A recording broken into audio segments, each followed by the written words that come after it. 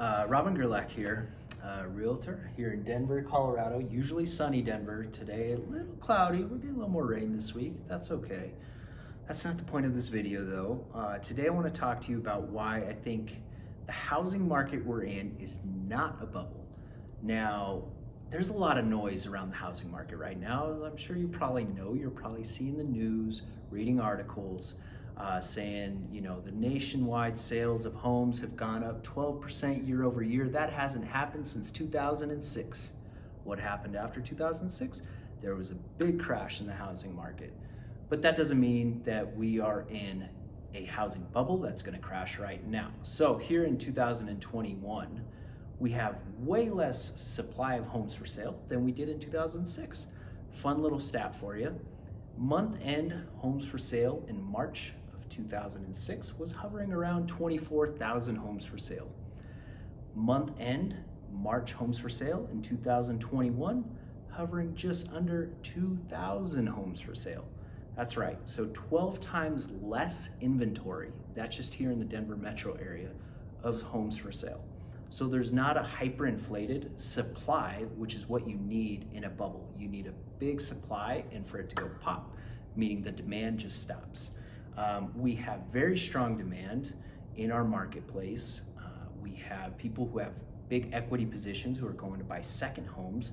Another fun little fact, 17% of mortgage applications in the last quarter of last year in 2020 were people who were looking to buy a second home. What were they doing? They were bringing money from their first home, a lot of them, or they had strong equity positions to then go buy a second home.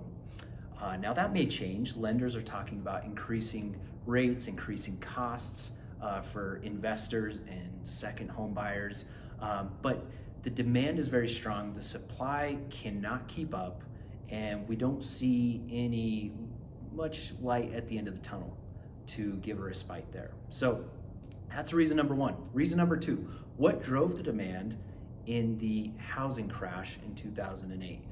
What drove the demand was subprime mortgages. So lenders were saying, hey, what is your credit? What is your income? Okay, great. They weren't verifying it. Everything was stated income, stated assets, stated credit.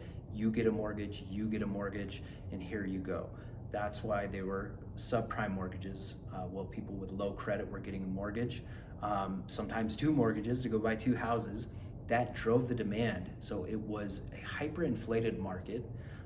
Secondly, those mortgages were adjustable rate, many of them. Today's mortgages are fixed rate, meaning you're gonna have a fixed payment. Nothing's gonna change next year. Back then in 2006, 2007, the adjustable rate mortgages, after a year of paying it, it goes up, and all of a sudden you're underwater, you can't make the payment. What do? You take it to the market, but everybody else is doing the same thing. Boom, crash in the market. So that is the second reason why I don't see that happening today. The lending practices are a lot more strict. If you're a homeowner or a home buyer in today's market, you know firsthand it's not very easy to get a mortgage today. The lending practices are more strict, not as easy, and you're probably gonna get a fixed rate mortgage.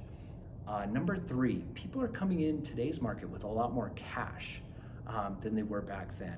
And the reason being is because you have to.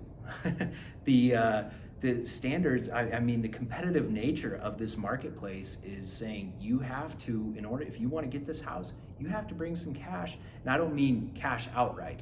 I mean your down payment needs to be increased so much that it will cover your down payment, your closing costs, and potential of appraisal gap, meaning you're willing to pay more than what the bank is going to appraise it for.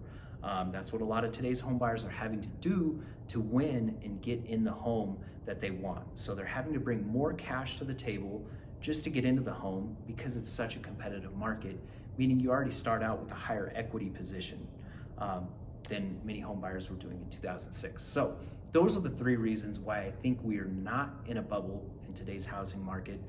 Feel free to discuss, contact me, message me anytime, and I would look forward to discussing, debating this issue with you. But these are three big pillars of why I think this housing market is not gonna crash.